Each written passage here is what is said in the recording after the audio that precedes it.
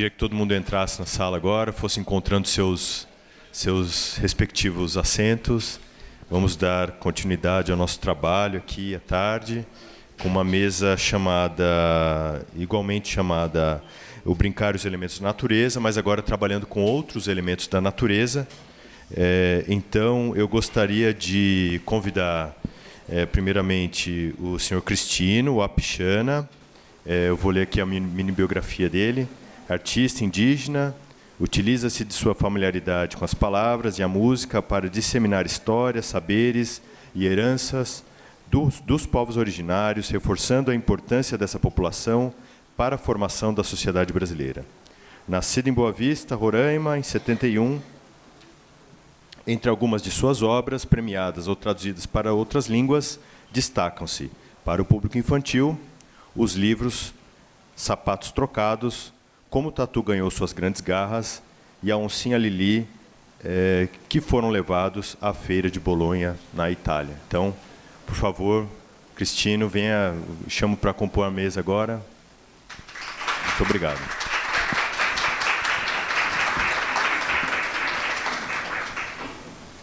Convido também agora a compor a mesa a senhora Paula Mendonça, do Instituto Alana. A Paula é mestre em Educação pela Universidade de São Paulo, com pesquisa sobre infância indígena.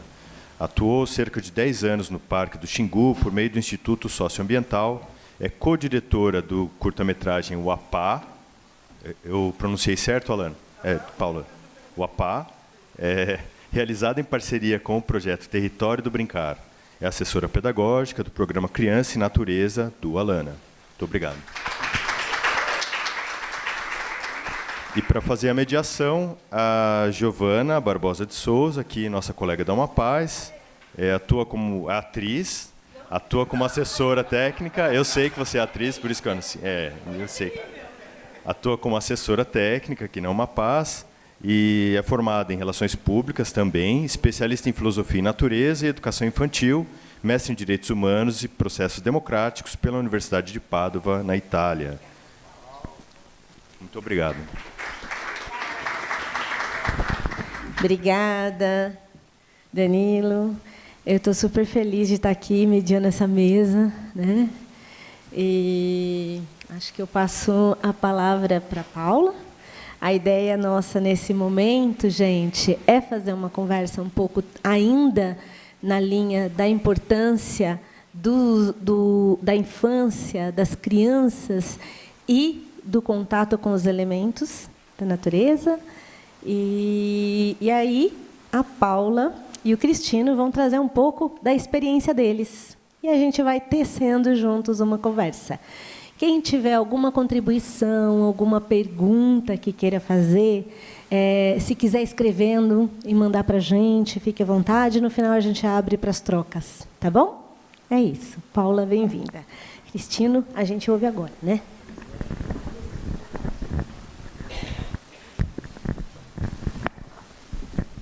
Oi, gente, boa tarde.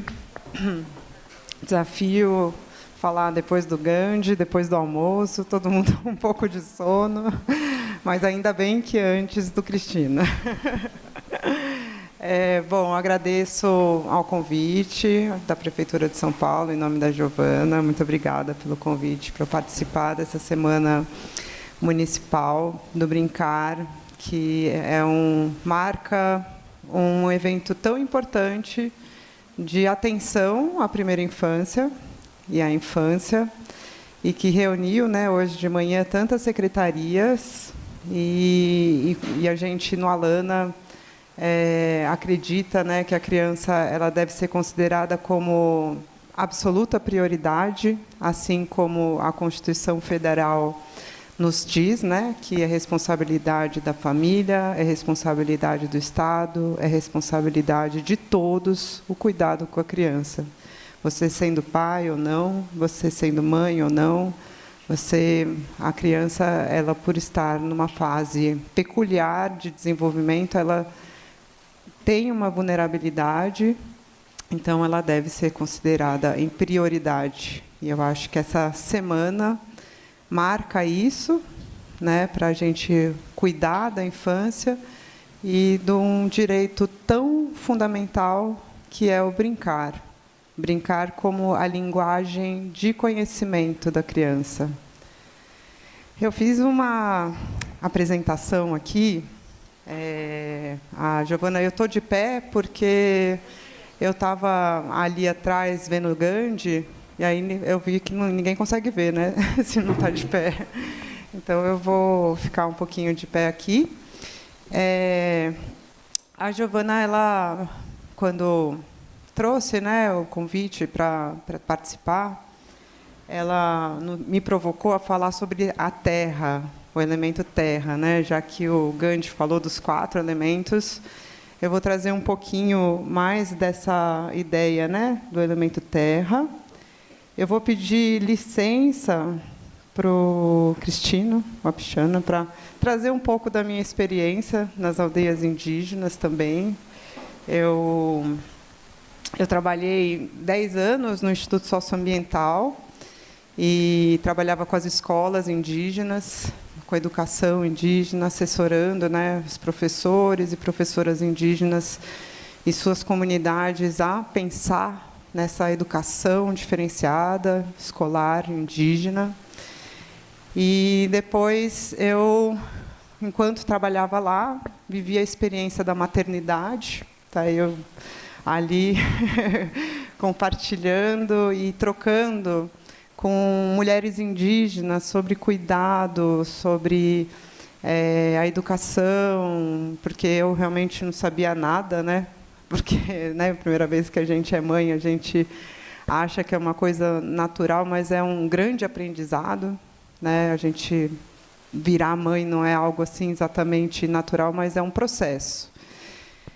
E então eu já havia, né, já tinha um interesse enorme pela infância indígena, pela infância de modo geral, e chegando lá, trabalhando nas aldeias, eu me encantava muito com a liberdade que a criança tinha, com esse contato intenso com a natureza, com o jeito que os adultos tratavam as crianças. Eu nunca via um grito. E, enfim, aí eu falava, que mistério é esse, né? que está conduzindo. E aí, quando eu tive minha segunda filha, eu saí do ISA, né? Porque tinha muita viagem e tudo, e comecei um mestrado sobre esse tema, né? Qual que era o cuidado, quais os modos de aprender, as formas de cuidado com as crianças indígenas do povo Iujá. E depois desse trajeto, né, depois do mestrado, eu entrei para o programa Criança e Natureza do Instituto Alana. Então, hoje eu me considero uma pesquisadora das infâncias nos diferentes contextos e realidades. E, bom, o tema desse ano, né, a natureza no brincar, e eu vou falar um pouco sobre esse elemento terra. E aí, para começar, eu fui procurar a ajuda dos universitários mirins, as crianças, nesse livro que eu gosto muito, que chama A Casa das Estrelas, do Javier Navarro, né, Naranjo, que ele reúne, né, várias, como se fosse um dicionário feito pelas crianças, né, as definições que as crianças dão de certas palavras. Aí eu fui procurar a terra. Aí eu achei esses 3. A terra serve para andar. Carol Cristina Toro, 7 anos. Cimento de carne onde o homem nasceu. Cimento de carne onde o homem nasceu. Alejandro Lopes, 9 anos. Terra é um sentimento de espaço. Lucas Garcia, 11 anos. Aí, quando eu vi isso, eu falei, nossa, é isso que eu... É isso. é isso que eu vou falar, é disso que eu vou falar. Então, eu queria trazer um pouco, algumas reflexões a partir de cada uma dessas frases, né? Começando pela terra, é um sentimento de espaço. Bom, eu entendo que tem muito a ver esse sentimento de espaço com a ideia de habitar, o lugar onde a gente habita, o espaço onde a gente caminha, que a gente transita, que a gente ocupa, onde a gente age. Aí eu trouxe um pouco de referências do próprio Gandhi para falar sobre isso, né? Ele fala que as brincadeiras do chão fincam a criança no mundo e também acordam para afirmar o mundo em si. Então, elas são aquelas brincadeiras que fazem a criança aterrar. Ela chegar no mundo e ela conhecer o mundo e ela entender o mundo e aterrar nele, se compreender como humana nessa terra. Ele fala também da mimesis da vida social. Ele fala, então, que essa mimesis da vida social fala que é relacionada à imaginação material, né, que cumpre essa função, é comprometida em garantir o devir, o aprofundamento da criança e suas raízes simbólicas, ancestrais, familiares, comunitárias e telúricas, relativas à natureza. Então, fala muito da criação de raízes, né, das crianças no seu espaço. E fala também dos universos de habitar, de encaixar-se, de resignar-se a viver. Todas essas virtudes do brincar têm seu embrião na imaginação de intimidade. Então, os brinquedos de chão, esse processo de aterramento, ele tem a ver com criar intimidade com esse espaço, criar intimidade com a sua comunidade, criar intimidade com a sua própria família, fazer essas releituras.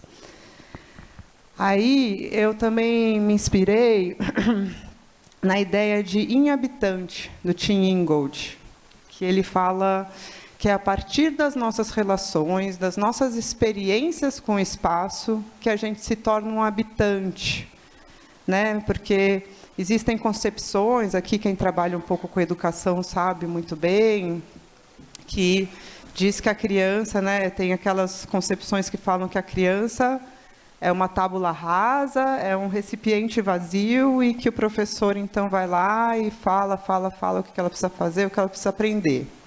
Então, como se ele transmitisse aquele conhecimento, né? Tipo um raio, transmissor de conhecimento, pronto, pegou. Aí tem aquelas que falam, não, conhecimento é inato. Então, a criança sabe tudo, é só deixar ser. Né? É só deixar ser que ela vai construir todo. E o interacionismo, que é o que o Tim Ingold acredita como teoria de conhecimento, é aquele que fala que a gente se constrói na relação com o nosso ambiente, né? Na relação com as pessoas, que é esse ir e vir desse contato, desse espaço relacional que é construtor da gente. Então, e ele fala uma coisa muito bonita, que é como se nosso movimento de crescimento fosse linhas. O movimento de crescimento é uma linha de plantas, de animais, de coisas, né? Que a gente é emaranhado de linhas, né? Então, eu parto um pouco dessas ideias. E aí, essa ideia, então, de habitar, né? A criança é na aldeia Panará, onde eu passei boa parte também do tempo, trabalhando com as escolas. Então, eu fui observando a pulsão da criança na sua espontaneidade, nessa coisa que o Gandhi fala, que é esse impulso para criar na matéria as imagens. Elas foram criando casinha, e casinha não tem nada mais do que esse espaço de intimidade, essa criar relações da coisa primeira que você está vendo no mundo, que é a sua casa, que é as relações que você encontra com a sua família. Então, todo dia eu via eles criando e recriando a casinha, junto com seus pares, criando seus pequenos refúgios. Aqui ele está fazendo uma redezinha debaixo qual é o nome mesmo? giral, né? Giral embaixo do giral, onde guarda as coisas, e eles criando então toda hora esse espaço de intimidade, né? Essa coisa da terra é a criação de um espaço do ser, né? E é tudo assim, é um abrigo, é qualquer coisa que torna o simbolismo, que cria as imagens desse abrigo, de se acocorar, esse gesto de se acocorar, né, buscando as suas próprias raízes simbólicas na terra, né, buscando nessa materialidade, sua raiz, né, o Gandhi fala que é o primeiro dos movimentos simbólicos, né, da imaginação. A terra é a que segura todos os outros, né? Brincando com a sua comida, né? Então, fazendo uma releitura de tudo que ela precisa para viver, né? De muitos espaços, né? Brincar de ser pai, de brincar de ser mãe, do cuidado. E aí, um dia, eu me deparei com essa brincadeira. E foi uma brincadeira que me ensinou muito, porque além dela trazer isso, que são, né, no mínimo os detalhes da matéria, a constituição do brincar de casinha, ela também me ensinou muito sobre o tempo. Eu estava andando e eu vi essa menina, né? Falei, nossa, o que ela está fazendo? Parecia uma escultura, né? Era 2, 3 paus, né? Aí um carrinho, eu não sabia se era uma pista, o que ia virar, e caía, aí veio a menina ajudar, começaram a construir junta, aí de repente colocaram um paninho, aí colocaram o carrinho em cima, pegou o facão, colocou mais um esteio ali para poder fazer a brincadeira, aí chegou mais 2, né, porque brincadeira quando é gostosa é assim, né, vai chegando, gente, vai colocando mais uma coisa, aí até que virou essa espécie de escultura, né, é quase uma escultura modernista, mas com todos os símbolos ali, né? A panelinha, o carrinho, que é uma rede, que pode ser um filho, né? Tudo na imaginação. E, enquanto isso, tinha uma menininha ali, ela estava abrindo o pequi dela, né? Estava abrindo e tentando abrir o pequi, e aí a brincadeira continuando ali do lado dela.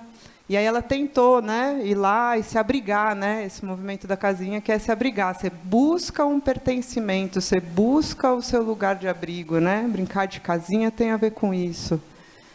E aí ela derrubou tudo, começou a chorar, e ela saiu chorando, e as meninas continuaram a brincar, nem ligaram, né, assim também, porque não importa, né, não tem apego assim exatamente. E ela foi lá, e as meninas, tudo bem, vamos. Aí outro vai, rouba uma parte. E aí foram brincando, continuaram e refazendo tudo de novo, né? Porque o brincar, mais do que você chegar no resultado, é o processo que importa, né? É o seu espaço de criação, né? Quando a gente fala do brincar como uma natureza de linguagem da criança, é porque através dela ela vai conhecer os pesos. Se é pesado, se é leve, se equilibra, não equilibra, se é quente, se é frio, né? Através do corpo que ela vai entendendo. Aí pronto. Tinha uma casinha até com uma Bíblia lá em cima. Aí elas ficaram lá, né? Se abrigaram, conseguiram construir esse símbolo mágico que é uma casinha, né? Esse lugar da intimidade mesmo. Aí ficaram lá, né? Porque criança, quando está na terra, ela gosta de cavucar, ela quer ver o que tem dentro, ela quer ver o que tem debaixo, ela quer ver o que tem depois. Ela vai, né, constituindo sua ideia, sua imaginação, através desse contato com a materialidade. Aí até que tudo se acabou, a brincadeira acabou, e não teve, durante esse momento, nenhuma intervenção de um adulto, para falar o que tinha que fazer, o que não podia fazer, ou o momento que era para acabar. Então, acho que fica uma reflexão, né, assim, sobre esse brincar e o tempo do brincar, como fenômeno, né, que ele começa, ele tem um tempo para acontecer, e ele tem um momento de terminar. E, ao mesmo tempo que a Terra traz esse sentido de intimidade, ela também pode trazer sentidos de imensidão, né? Então, a gente diminuem muitas vezes no brincar os espaços em miniatura, para a gente entendê-los no seu inteiro. Mas tem horas que a gente se coloca no meio do todo, né? E que você ganha e vê que a Terra é um espaço de imensidão, que você é só um pedacinho desse espaço. Então, a Terra, ela ensina, né, para a criança tanto esse espaço de intimidade, como também ela no todo, né, esse sentimento de totalidade. E aí, do espaço, né, que é um sentimento do espaço, eu gostaria de falar um pouco também desse espaço-tempo, né? E essa ideia da Carol Cristina, que a Terra serve para andar. Então, vamos lá. Tem o Tim Ingold, ele fala de um povo que, eu esqueci o nome, não decorei, mas que ele estudou e que eu acho que, não sei se fica, nem sei também direito, eu não fui pesquisar onde é que fica o povo, mas que ele fala assim que as plantas caminham, né, o povo. Aí ele falou, nossa, mas como assim as plantas caminham? Ele perguntando, né? Aí, porque a gente só entende o caminhar assim, né? Aí eles falaram para esse povo, que uma hora eu posso pesquisar direitinho o nome, para passar para vocês, mas que a raiz, ela anda para baixo. Então, ela anda, então tudo anda, né? Tudo está em movimento, essas linhas como emaranhadas, né? Então, um pouco para seguir nessa ideia, então, a Terra para andar, né? Então, desde bebê, né, a criança, onde eu frequentei, né, fica muito tempo, né, junto do colo da mãe, na tipóia, e à medida que ela vai crescendo, ela vai andando nesse espaço doméstico, né, lá nos Panará é muito assim a cozinha atrás da casa, então é nesse espaço que mais fica a mulher e que a criança fica muito ali com ela, ou sai um pouco com o pai, mas fica muito ali, né? Até que ela cresce e vai ficando nos seus bandos, né? Isso que eu pude observar. Vai juntando os meninos, vão ficando no bando, explorando ainda esse espaço mais em volta da aldeia, ao redor, né? Onde as mães estão vendo, onde ainda é perto. E aí vai, né, aumentando o espaço, indo para a aldeia e brincando mais livremente, até que começa a explorar os arredores, né? E isso eu acho que também fala sobre esse espaço, né, de crescimento da criança, porque a criança ela cresce assim, mas ela cresce assim também, né? Então, ela vai crescendo, é como a gente viveu a nossa infância. Primeiro a gente ficava em casa, depois você ia para o bairro, daqui a pouco você ia pegando um ônibus, indo para a cidade, né? A gente vai conquistando espaços ao nosso desenvolvimento, né? E aí, enfim, vai conquistando espaços, o seu território, né? E essa circularidade do tempo. Isso aqui é um calendário dos Panará, né? Que aqui o azul é o tempo da chuva, e depois vem o tempo da seca, né? E o comecinho da chuva de novo. Então, esse tempo circular, e que é a experiência da criança, ela é muito repetitiva, porque hoje ela não sabe subir aqui nessa cadeira e ficar de pé. Aí ela vai crescendo, vai tentando, através da repetição ela vai ganhando, né, as suas habilidades, né? E é nesse refazer, nesse processo de imitação, que ela vai conquistando os seus espaços também, conquistando suas habilidades, que é nesse tempo que é uma espiral, né? Que a gente então cresce assim, e aí na medida que tem um relacionamento mais próximo da natureza, e que os fenômenos se repetem, ela vai, no outro ano, ganhando mais habilidade, ficando mais experiente, seria a palavra. Como o Iabaiuá falou, né? Nesse filme O Apá, que ele falou certinho o nome, que é o resultado, né, da minha pesquisa, e que os Yujá queriam muito fazer, porque eles falaram, a gente está falando de um monte de coisa aqui que eu acho que a gente talvez vai perder, né? Porque só os velhos que estão sabendo. Então, a gente queria fazer um filme. Aí ele fala assim, né? Assim a gente está circulando também, a nossa circulação humana no espaço. Por isso que a gente está sempre ligado ao nosso antepassado. Então, vem o passado, vai e volta. Por isso que a gente fala que hoje a gente está quase chegando num passado. Aonde a gente nasceu, a gente circulou tudo. E hoje a gente está voltando a se encontrar com a ponta. Então, essa ideia que o futuro é encontrar com o passado. Né? Essa outra jeito de ver o tempo que o futuro encontra com o passado. E aí, ainda falando um pouco sobre o Ziujia, eu trago a ideia também dessa relação com a Terra. Então, essa ideia de espaço, essa ideia de caminhar sobre o espaço, é uma sensação de pertencimento, é uma construção dessa ideia de uma totalidade do corpo, não está desintegrado como nós, né, ocidentais, pensamos. Muitas vezes a gente se separa da natureza, mas como eles se integram à natureza. E aí vem o Alejandro para nos contar que o cimento de carne, onde o homem nasceu, que a Terra é esse cimento de carne, onde o homem nasceu. Eu não vou ler isso aqui porque é muito comprido. E os Ziujia, eles falam, então, que na lua nova, né, assim, eles fazem certos rituais, porque na lua nova, quando está bem fininha, aliás, como está hoje, é momento de passar remédio na criança, porque a lua deixa as coisas mole, né? Deixa as matérias moles, deixa o corpo dela mole. Então, tudo que faz meio que nessa época vira um hábito. Então, através desses remédios, que eles falam que é remédio, mas é uma coisa que é uma natureza que ensina, são propriedades que ensinam a criança, vai formando esse corpo da criança com aqueles hábitos que eles querem nutrir, né? Então, aqui é o remédio para força, né? Que eles passam remédio, ficam perto da pedra, porque a pedra é muito forte. Aí tem a aranha, que eles passam também na criança, e depois ela tem que bater assim, não sei se tem lá no Epichanês, bater assim com algodão, né, para ela virar uma boa tecelã. E aí, depois de passar esse remédio, quando você ainda está com ele assim no seu corpo, você tem que olhar uma mulher que é boa de algodão, de tecelagem, para elas aprenderem. Também tem a saracura, né, a pata da saracura que passa aqui na criança, porque a saracura, né, ela é bem rapidinha, né?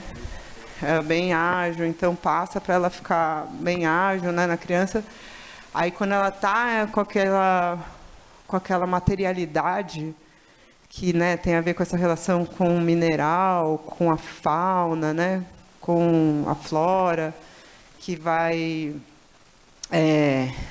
passando as suas propriedades para a criança, seu dom para a criança, aí elas correm, né, para treinar isso que a saracura tem. Então, é um corpo que é um corpo muito mais coletivo e que se vê em pé de igualdade com os outros seres que vivem, né? Então, é um corpo que é constituído por esses outros seres também. Então, a gente tem uma concepção na nossa sociedade que a criança é um indivíduo e que quanto mais a gente trabalhar esse indivíduo, tem que falar muito bem. Ai, nossa, quanto ele mais fala, mais sabe posicionar. Nossa, ele é um indivíduo. E lá, o que eu senti é que já a concepção do corpo dessa criança já é mais coletiva. Ela já concebe outros seres, ela está em pé de igualdade com esses outros seres. Então, ela é mais integrada. Só que aí a gente chega na cidade, né? E o que a gente faz com tudo isso? Com esse conhecimento que o Gandhi estava falando, que assim é esse conhecimento brasileiro mesmo, né? Um conhecimento de uma educação genuína, né? Da nossa terra, né? Então, a gente fica, eu acho que pensando, né, até na Lei 11.645, que fala muito das escolas, né, que obriga, né, as escolas a repensar as narrativas, né, como a gente sempre vem contando a história dos povos indígenas de uma maneira muito colonizadora. E eu acho que, além da gente ter que fazer esse exercício urgente nas escolas, eu acho que tem a ver também não só com conteúdo, mas como forma. Da gente, então, como que a gente propicia essas experiências que numa aldeia ou de comunidades tradicionais que tem esse contato tão forte com a natureza vive de uma maneira mais espontânea? Então, inspirado nisso e pensando também que nas cidades as crianças elas estão cada vez mais restritas aos espaços fechados, né? Que a gente vem falando do emparedamento da infância. A gente, Léa Tiriba, trouxe essa ideia, né, do desemparedamento da infância. A gente vem pensando como fazer isso, né? Já que a criança, aqui na cidade, ela sai da sua casa, que é um espaço fechado, entra num carro, que é um espaço fechado, vai para a escola, aí fica onde? No espaço fechado. Aí depois sai da escola, vai fazer, sei lá, balé, ou sei lá, vai para casa de novo, no espaço fechado. Agora, com essa facilidade da tecnologia, a criança ela tem ficado muito restrita aos espaços fechados, e isso tem adoecido a criança. Crianças mais obesas, com miopia precoce, né? Muitos dados que vêm alertando que a gente tirar a natureza da criança, que é o seu espaço de pertencimento, como a gente pôde ver, né, através de outras culturas, porque olhar outras culturas é um jeito de a gente multiplicar a nossa visão de mundo, né? A gente alarga. Conhecer qualquer outra cultura, a gente alarga. Não tem um jeito só de pensar. E esses jeitos, né, esses múltiplos jeitos, eles só enriquecem. Então, as crianças na cidade estão sofrendo, né? A cidade tem se tornado um ambiente hostil, né, para as crianças. E aí, a gente tenta conceber, né, na escola uma ideia de ambiente, de desenvolvimento sustentável, só que a gente vai para essa imagem, né, do globo, né? Então vamos estudar mudança climática. Então é o sol, são grandes fenômenos, mas às vezes a criança não criou ainda aquela relação de intimidade, né? Então, antes desse tipo de entendimento que tem a ver com um ambiente que é muito... Qual que é esse ambiente que nos rodeia? Qual a relação que a criança tem? Qual a oportunidade que ela tem de criar essa relação com a natureza? Uma relação de afeto, de vínculo, né? Então, as crianças, né, através dessa brincar na natureza, é um movimento de reconciliação, né, da unidade, da inteireza da criança com o seu ambiente, com a sua própria natureza. Essa ideia, né, de rejuntar as partes, né, como no grego antigo, sim, que é juntar, e bolos, as partes, né? Então, como a gente rejunta, né, todas as partes da criança através desse vínculo, né? Essa ideia de que a natureza é uma mãe, porque ela nutre, ela dá tudo o que a gente precisa para viver, né? Essa ideia de mãe terra, né? E a criança, como que ela desenvolve esse vínculo com a natureza? A palavra brincar, ela, em latim, vem de brinco, e brinco quer dizer vínculo. Então, quando eu brinco com a Giovana, eu estou me vinculando a ela. Quando eu brinco com Cristina, eu estou me vinculando. É um jeito que a gente tem de se vincular com as coisas, com as pessoas, com o vidro. A gente vai através dessa brincadeira. Então, essa ideia da gente deixar a criança brincar, além de toda a produção de conhecimento de si, do outro, do mundo, que é necessário através desse brincar livre, esse brincar espontâneo, esse brincar que não é mandado por ninguém, que é assim o desejo da criança que manda. Ah, eu quero correr, é o desejo.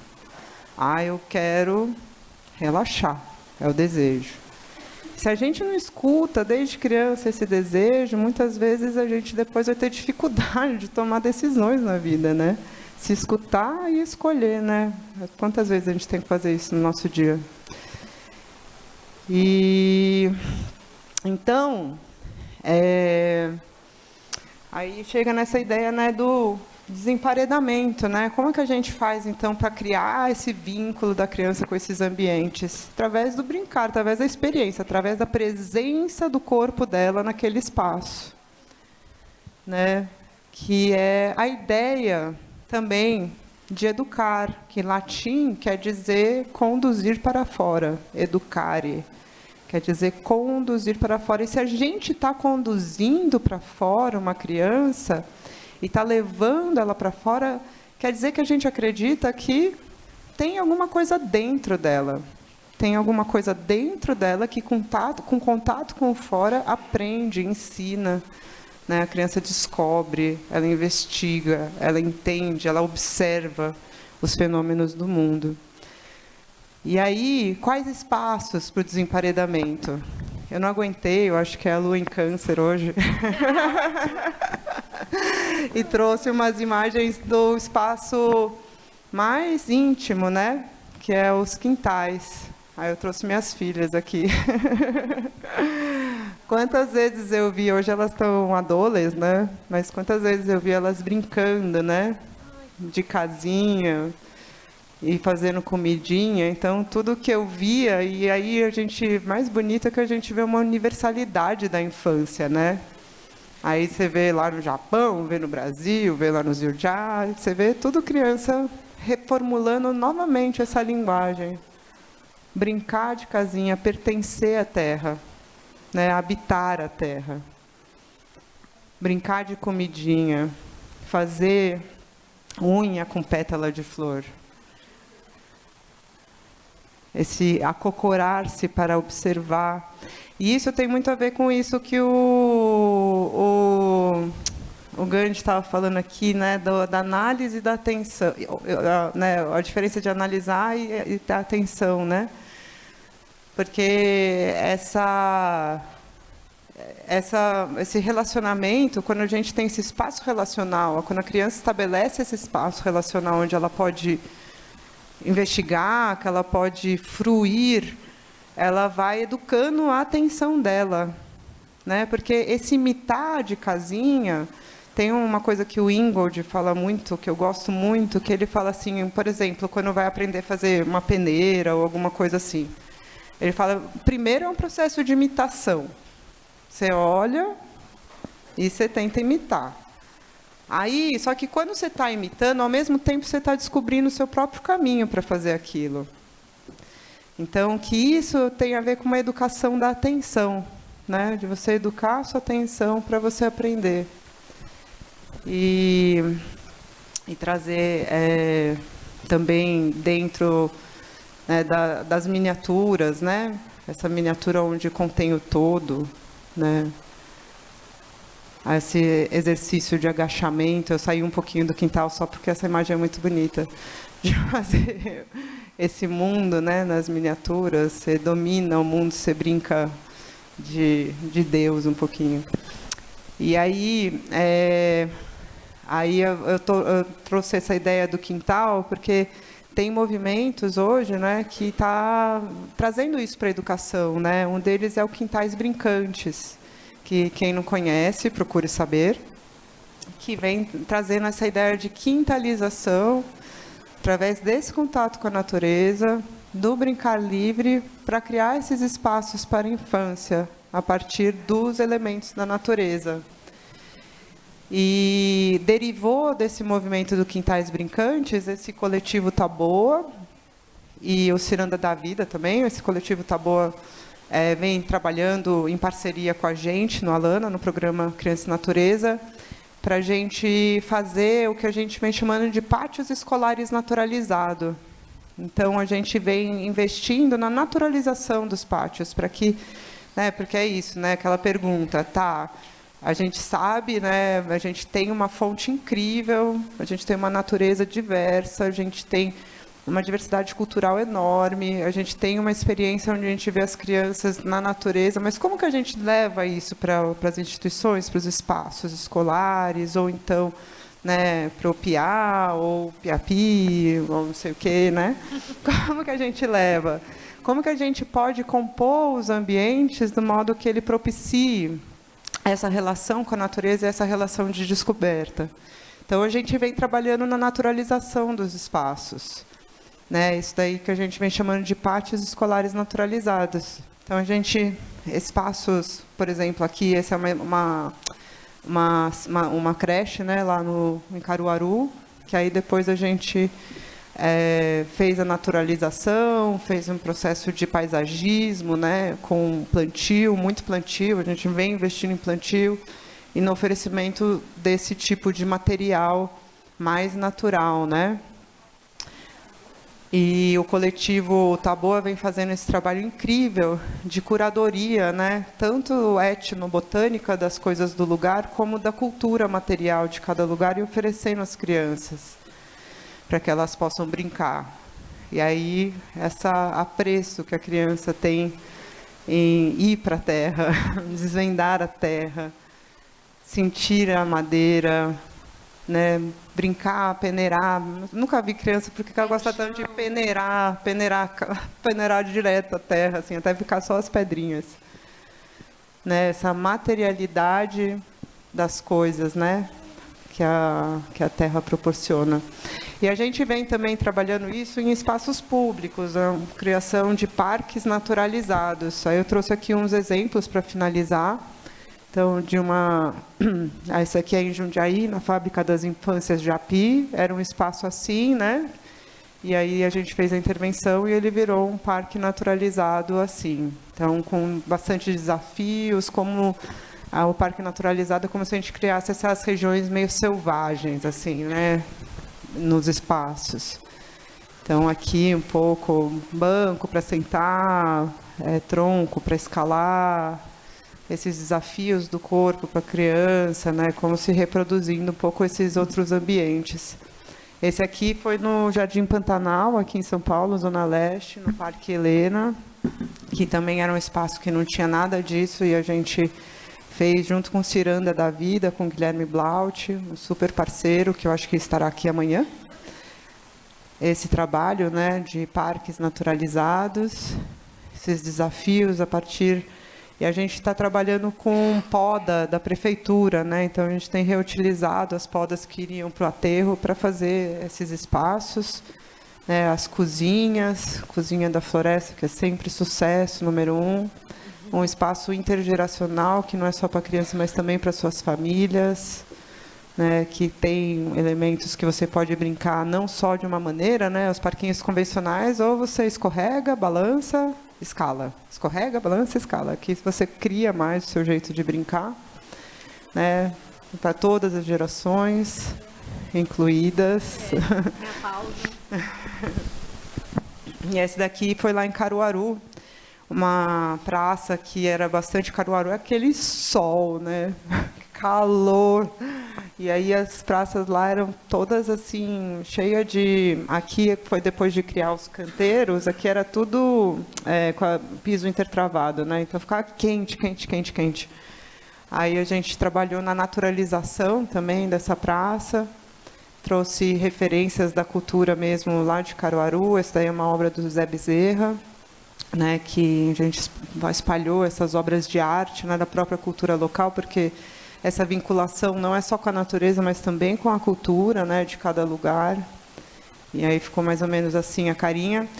E aqui, para finalizar, é aqui mesmo em São Paulo, no Parque Itaim, natural do Itaim, que está fazendo um parque naturalizado, está inclusive dando aulas e passando esse trabalho para frente. Eles têm uma criatividade imensa, a equipe, e a ideia do parque naturalizado é mesmo essa, é a criação a partir do que você vê na natureza para o brincar. Então, aqui eles constituíram essa aranha, diversos espaços para brincar.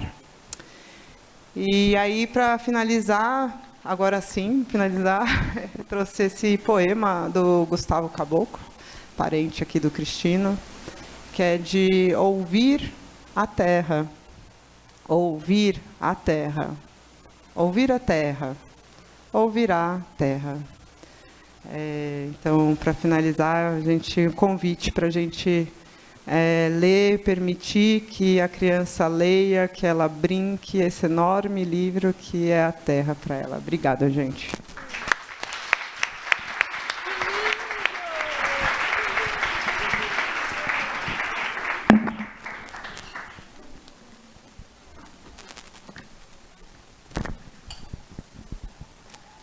Bonito, né, gente? Tem como? Não. Nós vamos ouvir o Cristino. Eita, Giovana!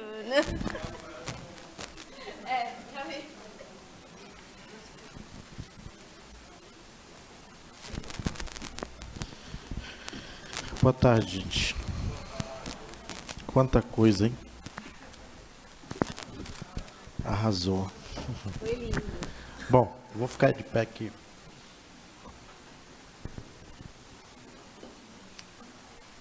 Obrigado pela presença de vocês. Eu sou de Roraima, mas estou por aqui, por essas bandas desde 2008. Mudei para o Rio e em 2015 vim para São Paulo para fazer esse trabalho de uma aproximação com a sociedade brasileira. A gente precisa sair de lá para fazer isso, porque pouco se vai na direção contrária. Vou ficar em pé aqui para vocês enxergarem melhor. Bom, e a minha profissão está definida agora. Sou um escritor. Depois do Jabuti, eu pude colocar o cocá e falar: agora sou um escritor. Foi eu, no caminho das artes, foi o que mais não... É o que mais me dá trabalho, é o que mais me dá prazer, é o que mais me instiga a compreender o mundo. Não só o meu, que tive o privilégio de viver até uns 13 anos, depois que eu fui para a cidade, mas o próprio rodar do nosso planeta, o próprio movimento de rotação, o movimento de translação, saber o tamanho da Terra, do Sol, saber a distância aonde o sistema solar, o Sol ilumina. Olha que incrível. Curiosidade. Quando eu fui para a cidade, estava estudando, eu vi um astronauta com aquilo lá. Eu falei: rapaz, eu quero ser astronauta. Nunca consegui ser astronauta, mas consigo viajar muito, muito, muito, até mais que eles. E sou muito curioso pelo espaço, as Três Marias, o caminho dos mortos nosso, que é a Via Láctea. A dimensão da Via Láctea são 100 anos. São 100 mil anos a velocidade da luz para atravessar ela. Sabiam disso? E que o Sol só deu poucas voltas, todo o sistema solar deu poucas voltas na Via Láctea, pouquíssimas, porque ele demora 250 milhões de anos para fazer isso, dar uma voltinha só. Muito doido, né? E que o nosso movimento de rotação no meio da Terra é de 1.600 km por hora. E que quando você faz aniversário, significa que você rodou quase 1 bilhão de quilômetros. Sabiam disso? Não, né?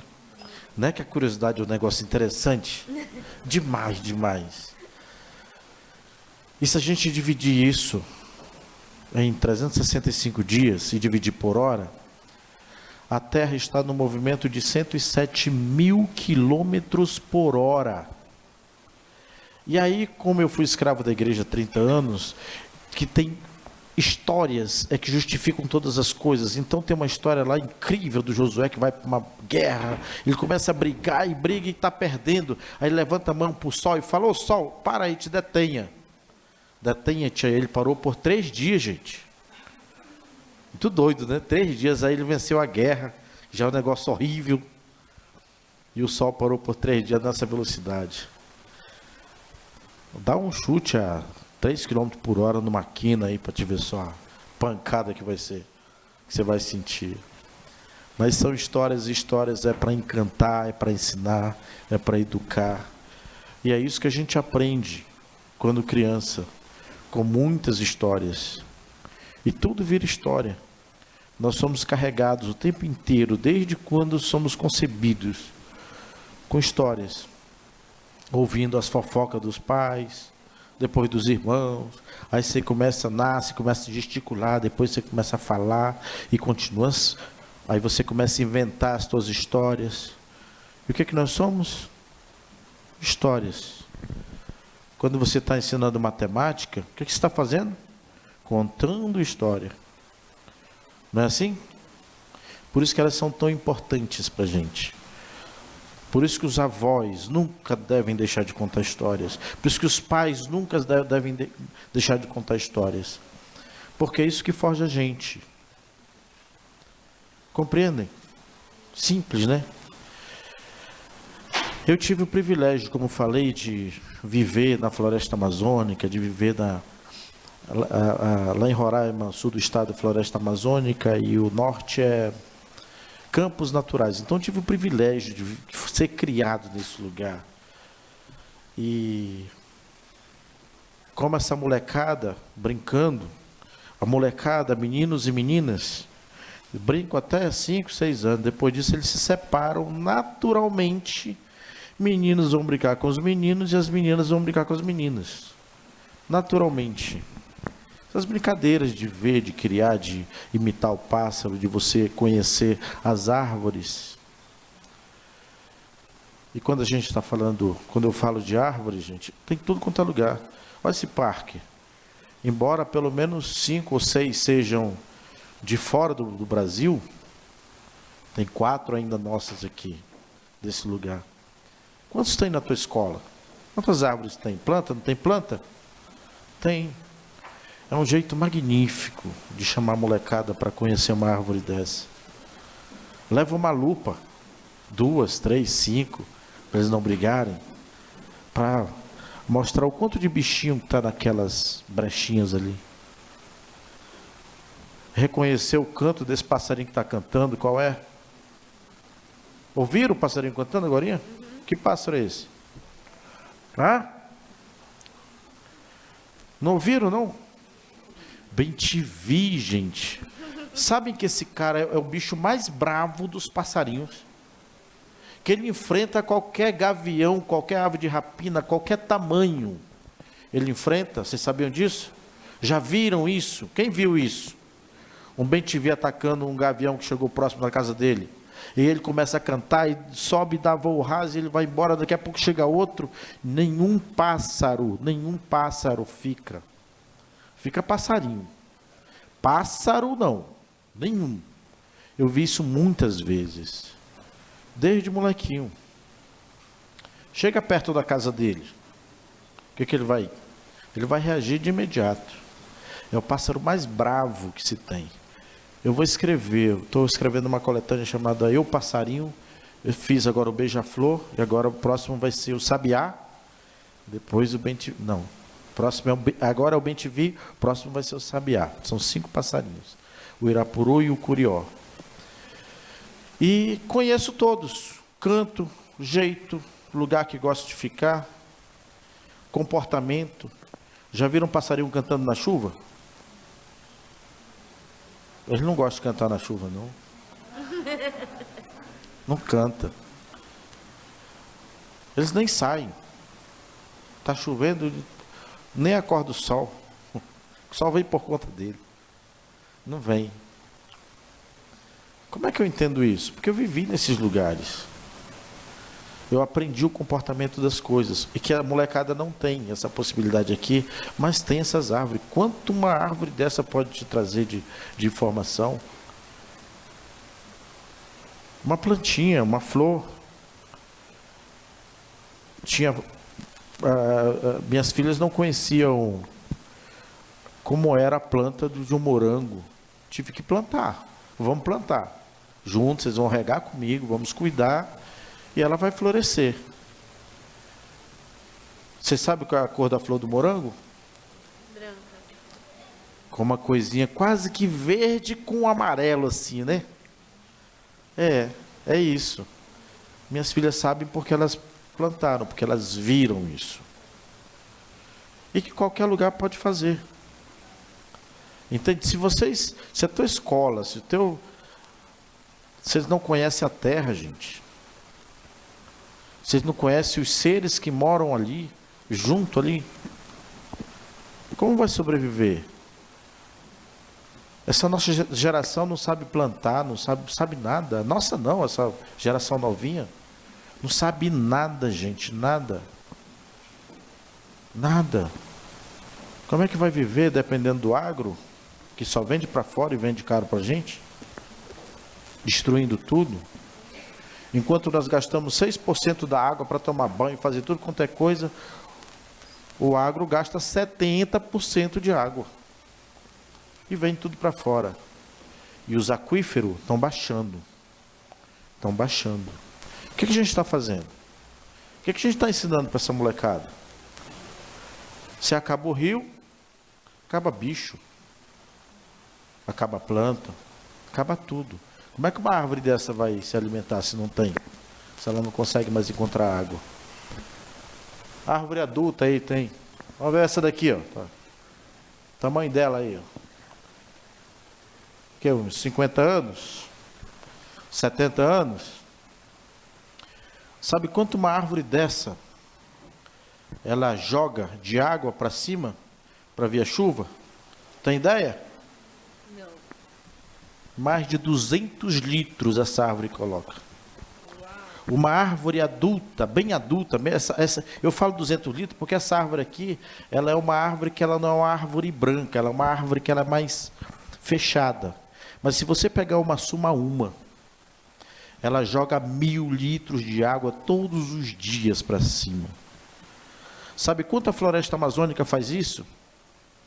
Ela coloca por dia 5 rios Amazonas, todos os dias para cima de água. E que ela vem devolve, né? Vai lá para os Andes, bate lá e volta para cá para molhar a gente aqui. Essas coisas a gente precisa conhecer, gente. Como é que funciona o nosso planeta, o nosso lugar. 2 rios grandes aqui, o Pinheiro e o Tietê. Quem pescou nisso aí? O bisa de vocês? O avô de vocês? Por que não limpa um lugar desse? Dá para limpar, gente. Paris tem mais de 800 anos. E está lá o Sena com peixe. Gente andando. Entende? Se a molecada não conhece os bichos, não conhece as nossas árvores, não conhece nada disso. Elas precisam conhecer. Lá na Suécia, num país gelado lá em cima, ele só tem 16 árvores. 16. A molecada desse tamanho sabe quantas árvores tem lá. Quais são? Elas sabem. Elas acampam. A gente precisa trazer essa molecada mais para a terra. Como é que tu vai ficar só no TikTok lá, naquele negócio? Não, gente. Não dá. Pensa que gente é gente em qualquer lugar. Criança é criança em qualquer lugar. Pensa que a molecada lá indígena não quer também, se ela pegar o celular, pensa que a criança não vai ver a mesma coisa? Que ela vai mexer igual o outro mexeu aqui na cidade? Vai descobrir coisas que a gente nem sabe. Mas como é que ela conseguiu? Mas a gente não pode, a gente tem que voltar um pouquinho. Por isso que os povos indígenas buscam nessa ancestralidade o tempo inteiro.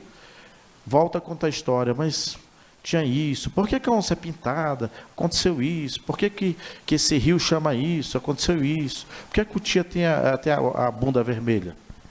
Vocês sabem? É fogo, né? Fogo, estava brincando lá e de repente caiu no fogo lá, pum, levantou, aí já era, queimou. Queimou.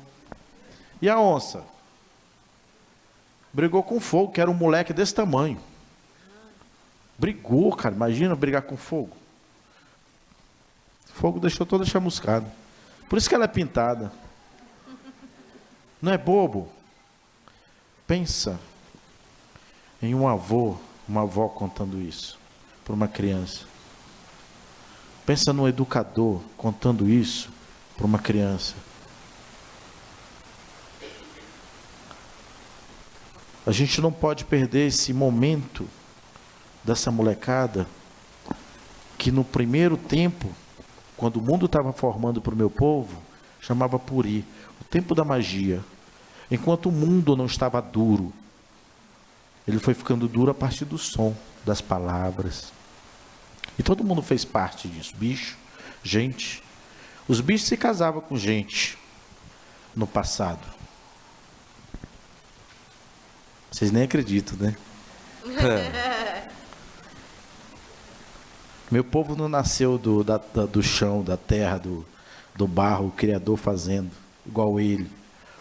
E nem a mulher saiu da costela. Nascemos do sol e da lua.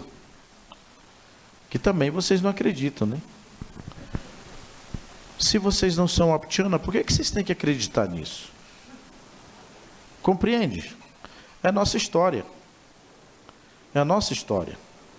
Não é de vocês. Por isso que não faz sentido nenhum para vocês. Mas isso era no começo do mundo, que tudo se podia fazer. E o que é uma história se não são coisas criadas?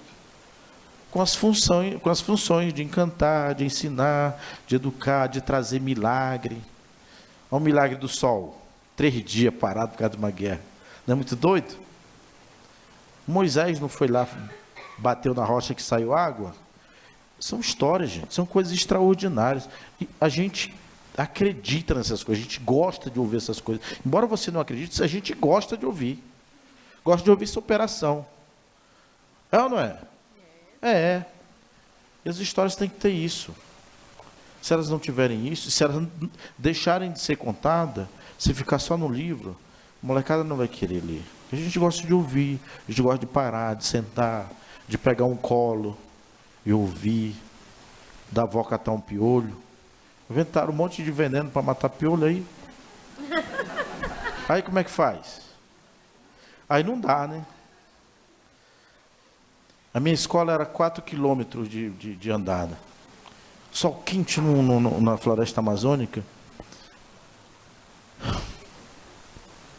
Mas eu lembro da minha mãe, quando ela chamava, oh, vamos catar piolho, vem cá.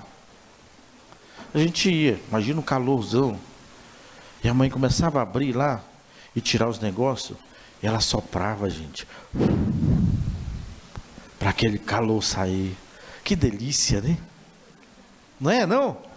Que coisa! Eu vou esquecer isso nunca, gente. Lembra da intimidade que o Gandhi estava falando? É essa. Lembra dele falar que precisa juntar para comer uma comida caseira? Faz com teu filho, com tua filha. Faz na escola.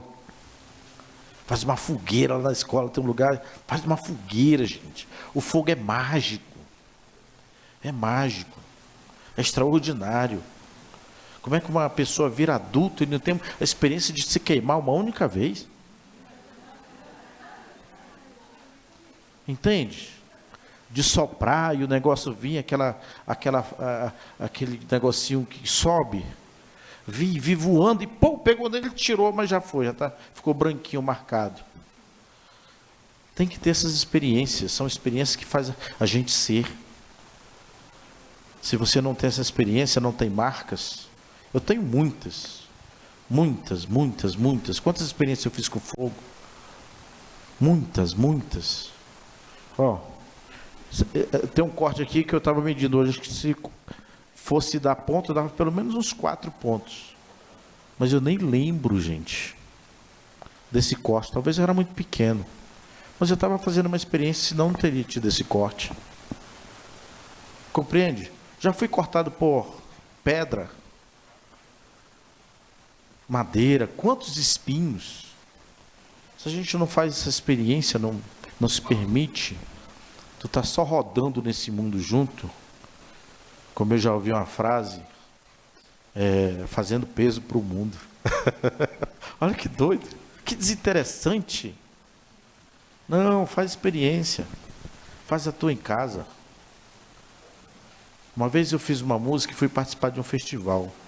E eu chamava Canto do Fogo. Eu falei, eu quero meter um fogo lá no palco, mas era proibido.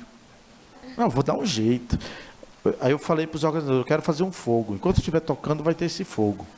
E aí eu fiz uma experiência em casa. Peguei uma panela de barro com uma outra de metal, coloquei um pouco de álcool dentro do negócio lá e acendi, comecei a tocar, pô, não tem muito, tem 5 minutos, vamos baixar um pouco. Eu fiz a minha experiência até chegar lá. No entanto, física, o espaço talvez desse tamanho maior, e o que eu estava fazendo era menor. E aí a quantidade que eu fiz para 3 minutos durou 5, que já estava quase chamando o cara para meter lá o negócio lá. São experiências. Experiências, vivência. Quem já pescou aqui?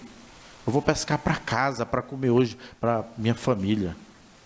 Só eu, né? Tu? Legal. Ah, moleque. Era moleque, gente. Eu ia pescar no Igarapé uns 100 metros para esse lado de casa. E eu ficava em cima de um bueirão que tinha lá, ficava pescando sozinho no final da tarde, que é a hora das traíras, da jiju, dos cará, né? É o horário dele. Depois deu 6 horas, eles vão se embora, porque aí vem os grandão. Os maiores vão vir para abocanhar todo mundo que estiver dando sopa ali. Pesquei muitas vezes lá. Mas teve um dia que eu ouvi por trás as folhas se mexerem lá. E aí eu fui, olhei devagarinho assim. Quem era?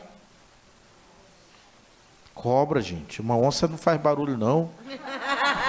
Uma cobra meio amarelada. Eu fiquei tão assustado com aquilo que eu fiquei quieto, olhando para ela. Aí ela parou um tempinho, aí começou a se mover para o outro lado. Voltei a pescar lá? Não voltei nada. Nunca mais eu fui pescar lá. Experiência. Eu tinha muito medo de cobra. Eu tive que começar a pegar cobra na mão. Hoje eu pego sem problema. Venenosa? Não, você não. Entende? Experiência. Se você não pega, não sabe. Já sentou algum marimbondo em você e você só tocar nele para você sentir o ferrão dele? Nunca? Eu já fiz. Sabe uma experiência que eu fazia? Castanha do Brasil, castanha do Pará. Eu comia aquilo e depois ia chupar cana. O que acontecia? Diarreia, gente. E aí, dias depois, mas será que é isso mesmo? Vou confirmar. Fazia a mesma coisa. Fiz umas 3, 4 vezes, eu falei, é fato. É fato. Entende? Não é? É fato. Não são experiências que são vivas, que moram em mim. É o que está nos meus trabalhos. E que eu queria ler um pouquinho para vocês. Eu não sei se eu fugi muito do tema, não, porque não. Tá tudo certo. Mas eu só queria que vocês. Eu tive essa vivência. Dá uma chuva e você ir lá pegar uma fruta madura, um caju, uma manga, com a água banhada, com a fruta banhada com águas do céu, gente. Não é muito doido? É lindo, é lindo. Você fazer armadilha, aprender a fazer para ajudar a trazer comida para casa. Isso é magnífico. Uma vez eu e meu irmão, a gente tinha, sei lá, uns 10 anos, 11 anos. Minha mãe saiu nesse mesmo lugar, atrás de comida, não sei o que ela foi, sei que dava 4 quilômetros lá na escola. Tinha um cara lá que tinha grana, tinha comércio e tal. Escureceu, minha mãe não apareceu. Eu fiquei preocupado, falei, meu irmão, 1 ano mais velho que eu, vamos buscar a mamãe? Escuro, uma noite escura, sem lanterna, sem nada. A gente precisa buscar nossa mãe. Pegamos cada uma vara. Tinha muita onça naquela região. Essa viagem a gente pelo menos bate no chão, tá nós dois juntos. E fui encontrar minha mãe. Encontramos uns 3 quilômetros, mais ou menos, 3 quilômetros e pouquinho. Pensa na alegria da minha mãe que estava vindo no escuro, sozinha. Pensa. É uma experiência magnífica para ela, para mim. Meu irmão partiu, foi para ele também. Trouxemos acompanhamos, fomos buscar o ser mais incrível. Isso é uma experiência que a gente pode transformar para... Aqui é outro mundo, outro universo, mas que você adapta. Aqui tem água, aqui tem árvores. Não tem. Só não tem onça, não tem nada disso. Não precisa, mas tem outros seres aqui. Bota essa molecada para ouvir, para sentir. Senão, qualquer coisinha pega uma febre. O organismo não aguenta. Nunca comeu um pouco de terra, um pouco de barro? Tem que comer, gente. Não é? Tem que comer um pouquinho, para a gente ficar forte. Esses dias eu estava conversando num trabalho com o Sebastião Salgado. E aí, quantos anos você trabalhou com os indígenas, Sebastião? Mais de 50. Quantos indígenas, quantas crianças, quantos adolescentes você viu com o braço enfaixado? Ah, quebrou o braço, caiu, quebrou o braço. Ah, caiu, quebrou a perna. Ah, está com o dedo quebrado. Quantos, Sebastião? Nenhum. E eu, nos meus 51 anos, também nunca vi. E não tenho nada quebrado. Nunca fui para um hospital para passar um dia lá internado. Nunca. Por quê? E os alimentos que eu como também não me faz mal. Porque eu fui aprendendo a comer tudo. Meu corpo ficou cheio de coisa boa e coisa ruim. E aí quando vem a ruim, fica tudo normal. Está em casa. Entende? Em casa. Então, beleza. Eu escrevi esse livro aqui, gente, é sobre a chuva. Eu queria ler para vocês, o tempo de vocês estão... Pode ficar em pé quem estiver cansado de estar sentado. Chama Chuva, gente. Chuva, gente. A Graça Lima que ilustrou, eu queria ler um pedaço para vocês. Trata sobre a chuva. E eu tive que estudar sobre a chuva.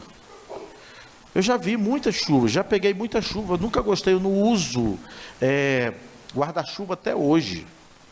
Porque lá, quando a gente pegava uma chuva na estrada, você pegava uma folha de bananeira do mato, sororoca que tem por aqui, pegava e colocava embora. Entende? Eu pego uma chuva hoje, eu não vou ficar gripado? Não. Porque eu peguei muito assim. E eu queria entender mais sobre esse ciclo, sobre tudo. E eu descobri que uma árvore dessa joga 200, 300 litros para cima, e que sai pelas folhas, sai tão pequenas que a gente não consegue ver. Por quê? Porque para a gente é como se fosse o espírito das... Já viu o espírito? Difícil, né? A ver, mas são espíritos das águas que vão para lá. E aí, para que esses pingos minúsculos, microscópicos, para eles retornarem, eles precisam se juntar com uma partícula de sujeira que dá liga para ele se juntar com outro até ele conseguir virar um pingo e começar a precipitar. E quando ele vem precipitando, a resistência do ar vai devolvendo de novo parte dele para cima. Quando ele chega no chão, só chega uns 55% do que ele saiu lá de cima. Como é que eu sei? Eu não vi, né, gente? Não dá, né? Aí os caras pesquisaram, a gente foi lá e... Mas não é incrível? É incrível. E eu queria ler um pouco dessa história aqui. É uma menina e uma avó. Só vou ler um pedacinho dele, porque é tão lindo isso. Eu entendo que histórias são donas de si. E nós somos só receptores e a gente joga elas para fora. Então elas se materializam, se você não for egoísta, cheio de si, como elas desejam. A arte tem que ser assim, qualquer uma. Aí ela vai sair bonita. Quando você lê, quando você ouvir, quando você ver, ela vai te parar, ela vai te chamar, vem cá. Ela vai te trazer um monte de informação e um monte de sensação legal. Toda vez que passa carro aqui, dá uma impressão de som de chuva para mim. Bom, vamos lá então. Vou ler só um pedaço aqui para vocês.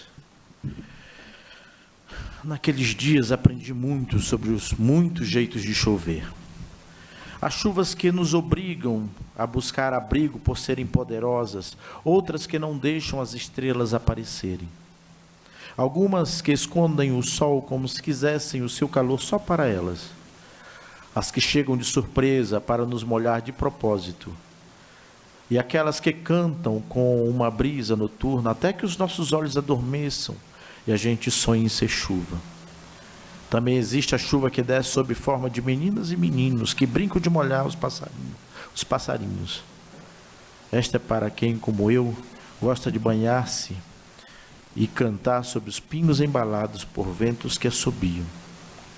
E tem chuva que nem chega a molhar o chão, mas que criam os raros arco-íris que coroam o sol, para nos dizer simplesmente que as águas irão demorar dias para chegar por ali, pois estarão ocupadas em irrigar outros lugares. Agora sei que minha avó também é chuva, eu sou chuva. Todos nós somos chuva que se renovam entre o céu e a terra. Chuvas que banham com igualdade aldeias, cidades, ruas, calçadas, floresta, terra, gente e água dos rios, mares, oceanos. E que também não se esquecem dos pequenos igarapés, lagos e todos os seres que têm dentro de si uma porção da água. Acho que eu fiz foi errado. Quase o final daquilo lá. Era esse aqui que eu queria falar para vocês. 3 dias depois de uma chuva, de um temporal que caiu à noite, a vegetação estava mais verde. Fomos cedo tomar banho no igarapé, que tinha uma água morna e cristalina, como cor de chuva. Assim que chegamos, uma chuva fina veio nos visitar. Olhe para a água, minha neta. Veja como os pingos de chuva são acolhidos pela água mais velha do igarapé. Os pingos nunca são iguais, mas todos têm a mesma função de renovar as forças do igarapé em uma única água. A água da chuva se une de tal forma com as águas dos rios e oceanos que ficam impossíveis separá-las. E ela continuou: ouça como os pingos de chuva se chocam com as folhas das árvores. É possível sentir e ouvir a chuva cantar antes mesmo dela chegar. O vento anuncia sua aproximação, cada chuva canta sua própria canção, quando os pingos tocam as coisas ou a nós. Os sonhos são incontáveis, como muitos passarinhos cantando juntos. Você consegue ouvir a chuva, vó? E o que ela canta? Sim, minha neta, respondeu sorrindo. A música da vida, minha neta. Quando chove, o mundo também se encanta e se revigora. Nós nos alegramos como os sapos coachando no início da noite. E aí eu li aquela parte e vou já para o finalzinho. Vovó voltou a cantar bem baixinho, enquanto alimentava o fogo com a lenha.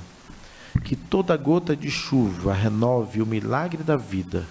Que cada pingo de chuva chegue limpa para matar a sede e encha de vida e esperança todos os viventes. Não é bonito? E o fogo? Que tem o fogo, minha neta? Se a chuva é fonte de vida, e o fogo? O fogo faz bem ou mal, minha neta?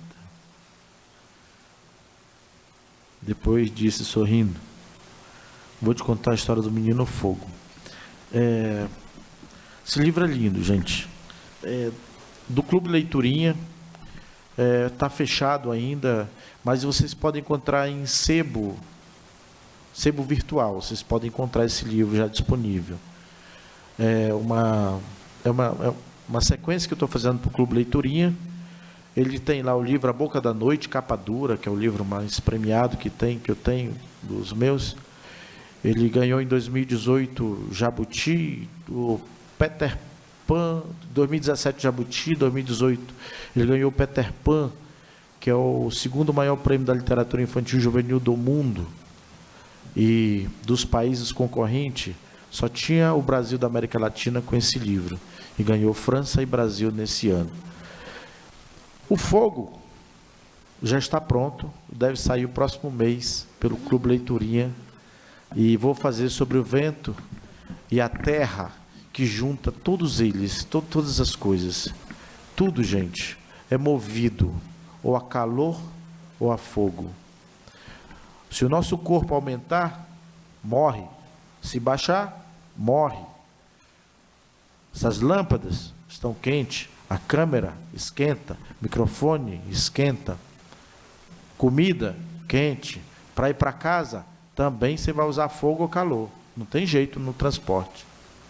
E nós somos uma partícula do universo. É isso que somos.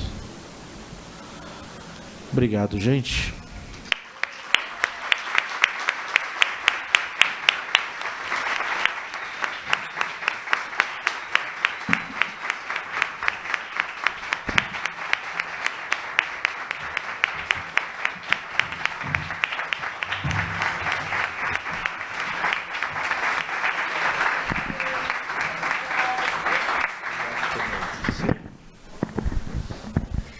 Vamos lá, difícil, né, gente? Mas tão bom de ouvir, né? Quero saber se a gente tem perguntas. Tem alguém que gostaria? Eu sei. Queria só falar que eu fiquei muito feliz de ouvir Paula, né? E de ouvir Cristino. Se alguém quiser fazer alguma pergunta, levanta o dedo, por favor, aqui. Se coloque, eu vou fazer um comentário sobre um pouco do que eu ouvi. A gente está aqui falando das histórias. Eu, de manhã, comecei falando da história, né? Da história da semana. A história da semana é uma história de parcerias, de amizades, de pessoas que pegaram na mão umas das outras. Né? E faz tantos anos, são 13 anos de Semana Mundial do Brincar, 4 aqui oficial pela prefeitura na cidade. E hoje a gente ouviu aqui o Gandhi, né, convidando a gente a uma reflexão bastante densa sobre o universo das crianças e do contato com os elementos. Falou bastante do fogo. A Paula trouxe essa partilha linda, né, da vivência dela, trouxe algumas reflexões, e o Cristino também contou muito da vivência dele, da água, da chuva. E eu fiquei aqui pensando, o que seria da nossa espécie se a gente... Eu não sei se vocês já se perguntaram, mas eu venho me perguntando muito, né? Não é uma pergunta nova, mas é uma pergunta que brota em mim, volta e meia. O que seria da nossa espécie se a gente não tivesse convivido com tantas vidas diferentes? Aquilo que a gente é hoje, o meu corpo, a minha habilidade de falar, de formar esse pensamento e dividir aqui com vocês, a capacidade de experimentar o almoço. Será que a gente teria sido esse humano tão refinado? A gente precisou dessa viagem gigante, de milhões de anos, convivendo com muitas vidas diferentes. Os bebês nasciam, né, na nossa espécie e tiveram que aprender a conviver com tudo isso. E desenvolver e chegar nesse lugar da intimidade com a terra, de intimidade com a água também, né, para sentir a chuva, para sentir os riachos que estão desaparecendo também, nas grandes cidades, mas eles continuam na terra e são lindos, e as crianças têm um encantamento gigante, né? De descobrir o convívio com o riacho, de descobrir o vento, de sentir e olhar para o fogo. Como é que teria sido da gente se a gente não tivesse tido esse contato todo, né? Com os elementos, mas também com as plantas, com os outros animais e com as pessoas diferentes que convivem com a gente. Então, isso tudo faz parte desse cuidado nosso, do adulto, de, como disse o Gandhi, e agora Cristino também, da gente dar um passo atrás, né, na forma como a gente vive hoje e observa as coisas, para poder ter um tempo maior da gente ser gente, para a gente poder observar e, a partir dessa observação, preparar os lugares e o convívio e a conduta com as crianças. Porque isso é nosso, é de direito nosso. Aquelas crianças que a Paula trouxe, brincando de casinha, que a Paula lindamente nos mostrou, que elas continuaram brincando e nenhum adulto interferiu. E elas tiveram a oportunidade mágica de entrar naquele universo, de construir uma casinha que não era uma casinha típica daquela comunidade, porque aquela casinha foi muito elaborada, né? E ela tinha um carrinho, ela tinha uma rede, ela teve uma série de adornos. As crianças tiveram coragem. Elas entraram, né? Era uma menina que começou, depois outras foram chegando, depois a menina do Pequi quis experimentar. Tudo isso nós vivemos. Tudo isso vive na alma de todos nós. Mas a gente consegue promover isso para outras crianças? Então, onde é que nós estamos hoje com a nossa intimidade e com a nossa observação? Então, porque hoje a gente também tem uma pressa e uma ansiedade que nem sempre nos permite estar presente no presente. E essa foi outra coisa, né? Quando a criança tem essa possibilidade de explorar com essa calma, sem ser atropelada e sem uma interferência do adulto, esse é o lugar na alma da criança que ela vai elaborando, que é o lugar da experimentação e da segurança, né? Do que vem da elaboração daquela experiência.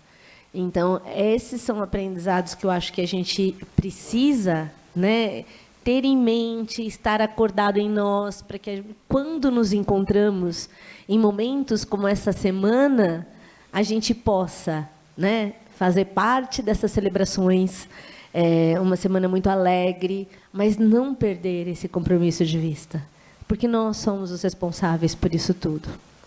Quando o Cristino traz essa relação linda com a chuva, eu fiquei me perguntando, eu tenho sobrinhos que moram no interior que não tomam chuva, que morrem de medo de tomar chuva porque vão ficar com gripe, né? Onde que a gente perdeu esse contato? A chuva também é mágica, não é? E quando a gente olha para cima, isso foi uma das coisas que mais tocou meu coração quando eu vim trabalhar aqui, na Uma Paz, o planetário. Olhar para o céu é tão maravilhoso, porque o céu também é um contato que alimenta a nossa alma com a questão do horizonte. Quando a gente convive, e quando a Paula estava falando da questão das cidades, né, a gente perdeu a noção do horizonte. As crianças que nascem em cidades e que convivem e vivem com essa questão do exato, do emparedamento. Tropiquei aqui na palavra. Todas emparedadas, né? A gente perde a noção do infinito e a gente não lembra de olhar para cima. E por conta da marca do nosso tempo e dos desafios tecnológicos que vivemos, olhamos todos só para baixo. A gente não olha mais para cima. E, às vezes, a gente não olha nos olhos das pessoas que convivem com a gente. Então, estar neste lugar de ser humano, mas esse ser humano que olha para o outro, que tem o tempo do convívio com o outro e que tem tempo e morada para si, que consegue ficar um pouco no silêncio, isso é muito importante para a gente conseguir dar conta de viver, de tocar a nossa jornada em frente, mas principalmente de receber as novas gerações, de receber os bebês, de pensar um pouco, de apreciar o convívio com as crianças pequenas, de não atropelar ninguém e de não nos atropelarmos, né? Quando a gente estava aqui de manhã, eu estava falando, todo esse processo foi feito por meio de muitas parcerias. E a gente aprende na roda, né, nas brincadeiras, que só tem graça quando a gente está com outra pessoa. E aí o Cristino trouxe agora há pouco essa coisa da delicadeza do esconderijo, né? Você também trouxe a coisa do esconderijo. O esconderijo é aquele lugar que a gente precisa de um contorno, de um aconchego, mas todo mundo aqui já brincou, imagino, né? Ou de se esconder embaixo da cama, ou dentro de um armário, ou atrás de um sofá, porque é um período da vida que a gente precisa daquele momento dentro da gente, mas a gente precisa de um contorno, e de um contorno seguro, de alguém que vai respeitar, daquele negócio que vai dar para nós aquele tempo de respiro da gente com a gente. Então, essas questões são questões que são muito delicadas, moram nesse lugar das intimidades.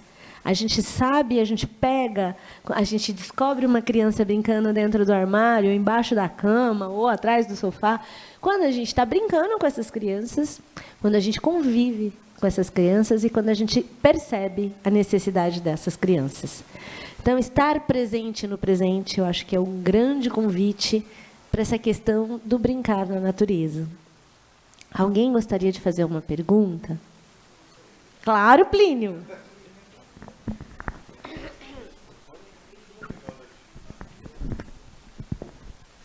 Bom, primeiro eu queria agradecer o Cristino, a Paula.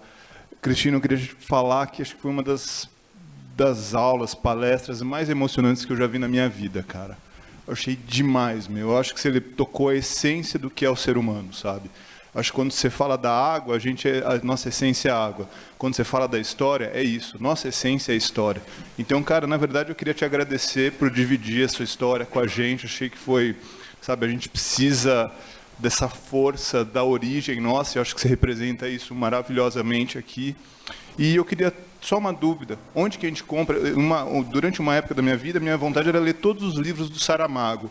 Depois de hoje, minha vontade é ler todos os livros seus, cara.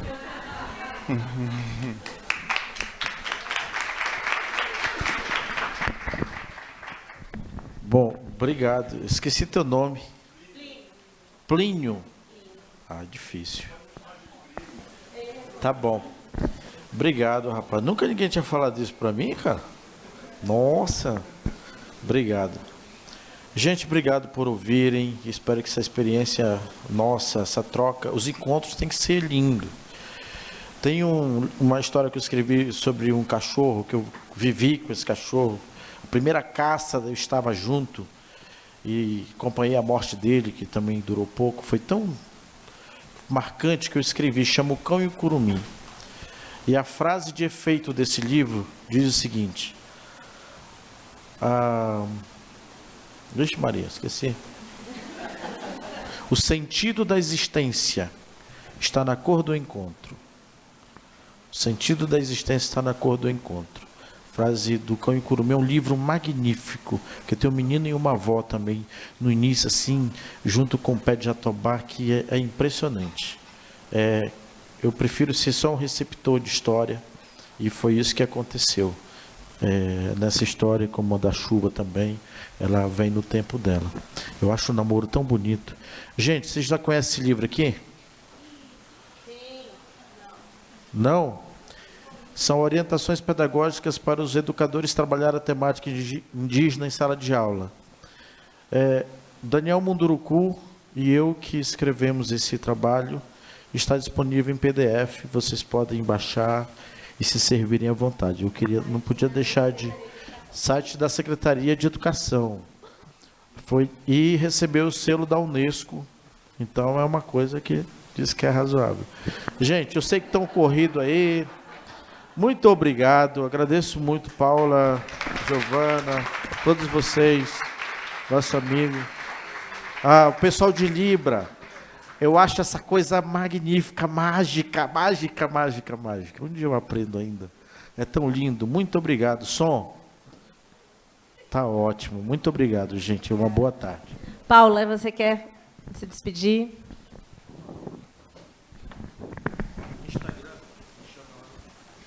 Chama no Instagram. Bom, gente, muito obrigada também. Vocês são guerreiros demais, né? Passar o dia inteiro aqui ouvindo.